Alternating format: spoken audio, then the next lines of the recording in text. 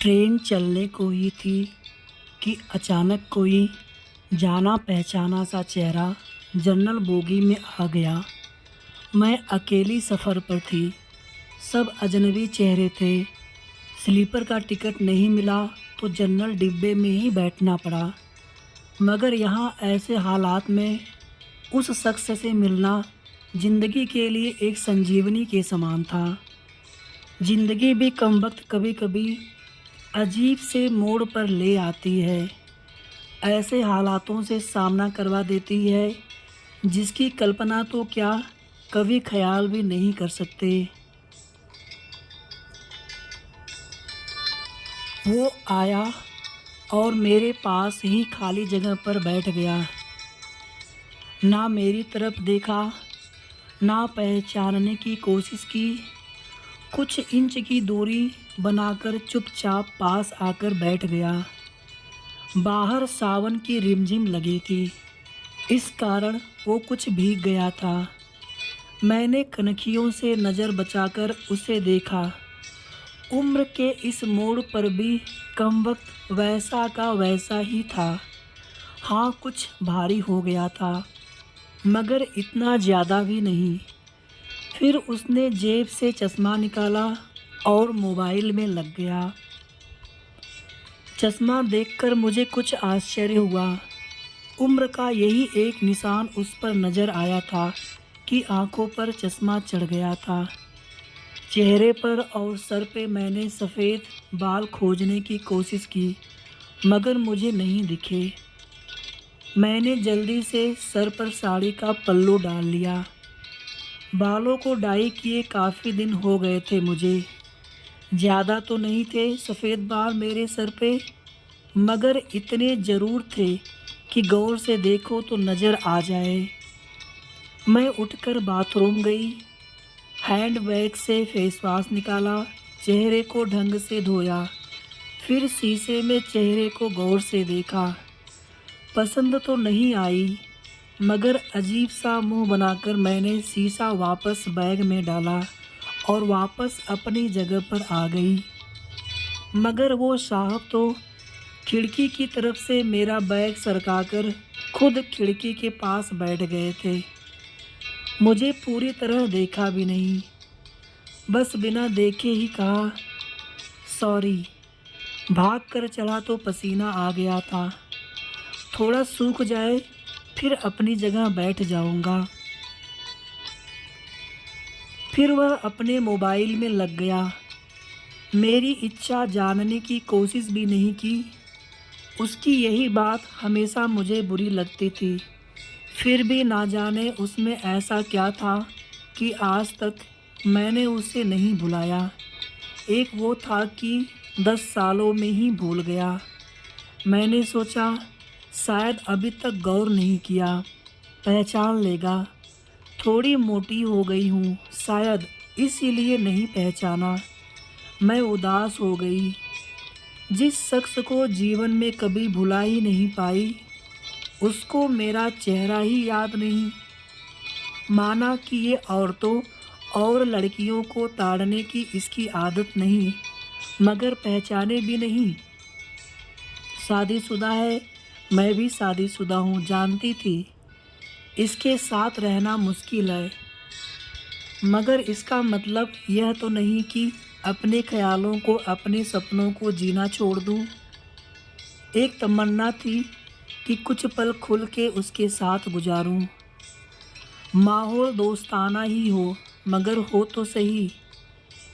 आज वही शख्स पास बैठा था जिसे स्कूल टाइम से मैंने दिल में बसा रखा था। सोशल मीडिया पर उसके सारे अकाउंट चोरी छुपे देखा करती थी। उसकी हर कविता, हर शायरी में खुद को खोजा करती थी। वह तो आज पहचान ही नहीं रहा। माना कि हम लोगों में कभी प्यार की पींगे नहीं चली, ना कभी इजहार हुआ। हाँ, वो हमेशा मेरी केयर करता था और मैं उसकी केयर करती थी। कॉलेज छूटा तो मेरी शादी हो गई।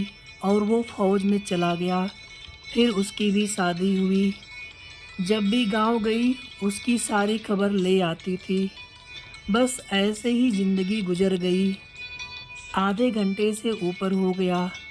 वो आराम से खिड़की के पास बैठा मोबाइल में लगा था। देखना तो दूर, चेहरा भी ऊपर नहीं किया। मैं कभी मोबाइल में देखती, कभी उसकी तरफ। सोशल मीडिया पर उसके अकाउंट खोल कर देखे, तस्वीर मिलाई, वही था, पक्का वही, कोई शक नहीं था। वैसे भी हम महिलाएं पहचानने में कभी भी धोखा नहीं खा सकती। 20 साल बाद सिर्फ आँखों से पहचान लें। फिर और कुछ वक्त गुजरा, माहौल वैसा का वैसा था। मैं बस पहलू बदलती रही। फिर अचानक टीटी आ गया। सबसे टिकट पूछ रहा था। मैंने अपना टिकट दिखा दिया। उससे पूछा तो उसने कहा नहीं है टिकट। टीटी बोला फ़ाइन लगेगा। वह बोला लगा दो। टीटी कहाँ का टिकट बनाऊं? उसने जल्दी से जवाब नहीं दिया। मेरी तरफ देखने लगा। मैं कुछ समझी नहीं। उसने मेरे हाथ में थमे टिकट को गौर से देखा। फिर टीटी से बोला कानपुर।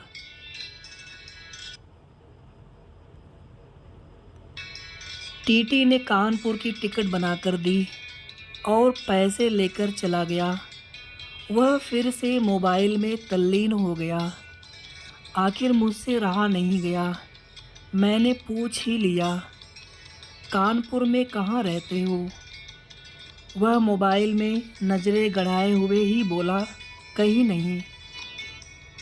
वह चुप हो गया तो मैं फिर बोली, किसी काम से जा रहे हो? वह बोला हाँ। अब मैं चुप हो गई। वह अजनबी की तरह बात कर रहा था और अजनबी से कैसे पूछ लूं कि किस काम से जा रहे हो। कुछ देर चुप रहने के बाद फिर मैंने पूछ ही लिया, वहाँ शायद आप नौकरी करते हो? उसने कहा नहीं। मैंने फिर हिम्मत करके पूछा, तो किसी से मिलने जा रहे हो? वही संक्षिप्त उत्तर उसकी तरफ से, नहीं। आखिर जवाब सुनकर मेरी हिम्मत नहीं हुई कि और भी कुछ पूछूं। अजीब आदमी था, बिना काम सफ़र कर रहा था। मैं मुंह फेरकर अपने मोबाइल में लग गई। कुछ देर बाद खुद ही बोला, ये भी पूछ लो क्यों जा रहा हूँ कानपुर?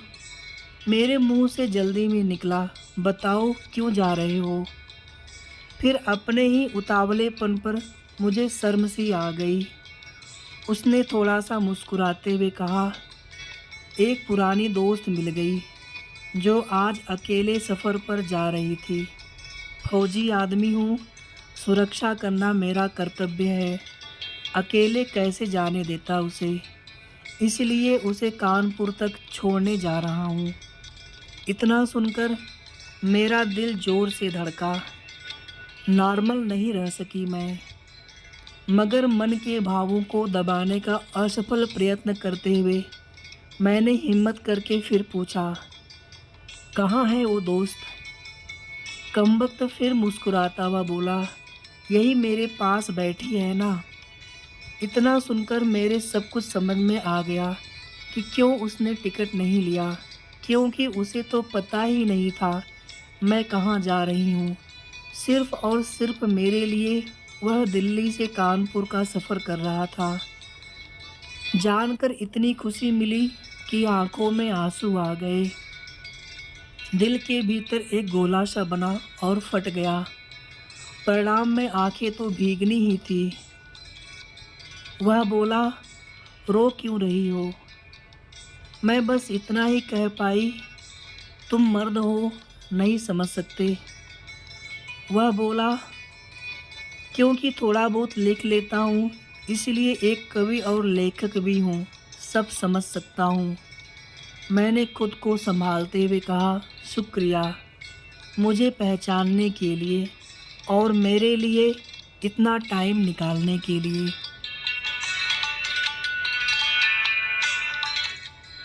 वह बोला, प्लेटफॉर्म पर अकेली घूम रही थी, कोई साथ नहीं दिखा तो आना पड़ा। कल ही रक्षाबंधन था, इसलिए बहुत भीड़ है। तुमको यूं अकेले सफ़र नहीं करना चाहिए। क्या करती, उनको छुट्टी नहीं मिल रही थी और भाई यहाँ दिल्ली में आकर बस गए। राखी बांधने तो आना ही था, मैंने मजबूरी बताई। ऐसे भाइयों को राखी बांधने आई हो जिनको ये भी फिक्र नहीं कि बहन इतना लंबा सफ़र अकेले कैसे करेगी। भाई शादी के बाद भाई रहे ही नहीं, भाभियों के हो गए, मम्मी पापा रहे नहीं, कहकर मैं उदास हो गई। वह फिर बोला, तो पति को तो समझना चाहिए, उनकी बहुत बिजी लाइफ है, मैं ज़्यादा डिस्टर्ब नहीं करती उनको। और आजकल इतना खतरा नहीं रहा, कर लेती हूँ मैं अकेले सफ़र। तुम अपनी सुनाओ, कैसे हो? अच्छा हूँ, कट रही है ज़िंदगी। मेरी याद आती थी क्या? मैंने हिम्मत करके पूछा। वो चुप हो गया, कुछ नहीं बोला। तो मैं फिर बोली, सॉरी, यूं ही पूछ लिया। अब तो परिपक्व हो गए हैं, कर सकते हैं ऐसी बात। उसने शर्ट की बाजू की बटन खोलकर हाथ में पहना वो तांबे का कड़ा दिखाया जो मैंने ही फ्रेंडशिप डे पर उसे दिया था। बोला, याद तो नहीं आती, पर कमबख्त ये तेरी याद दिला देता था। कड़ा देखकर दिल को बहुत सुकून मिला। मैं बोली, कभी संपर्क क्यों नहीं किया? वह बोला, डिस्टर्ब नहीं करना चाहता था। तुम्हारी अपनी ज़िंदगी है और मेरी अपनी ज़िंदगी है। मैंने डरते डरते पूछा, तुम्हें छू लूँ? वह बोला, पाप नहीं लगेगा। मैं बोली, नहीं, छूने से नहीं लगता। और फिर मैं कानपुर तक उसका हाथ पकड़कर बैठी रही। बहुत सी बातें हुई। ज़िंदगी का एक ऐसा यादगार दिन था जिसे आखिरी सांस तक नहीं भुला पाऊंगी। वह मुझे सुरक्षित घर छोड़कर चला गया, रुका नहीं, बाहर से ही चला गया। जम्मू थी उसकी ड्यूटी, चला गया। उसके बाद उससे कभी बात नहीं हुई, क्योंकि हम दोनों ने एक दूसरे के फ़ोन नंबर नहीं लिए।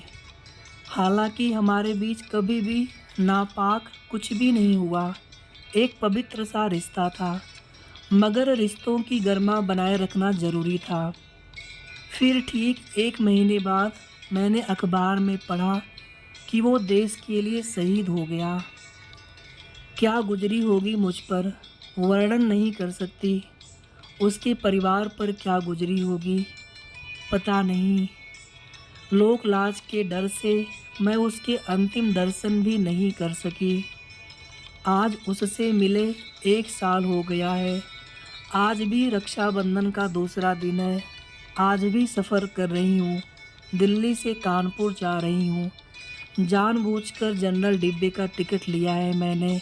अकेली हूँ, न जाने दिल क्यों आस पाले बैठा है कि आज फिर वो आएगा और पसीना सुखाने के लिए उसी खिड़की के पास बैठेगा। एक सफ़र वो था जिसमें कोई हम सफ़र था। एक सफ़र आज है जिसमें उसकी यादें हम सफ़र हैं। बाकी ज़िंदगी का सफ़र जारी है। देखते हैं कौन मिलता है, कौन साथ छोड़ता है।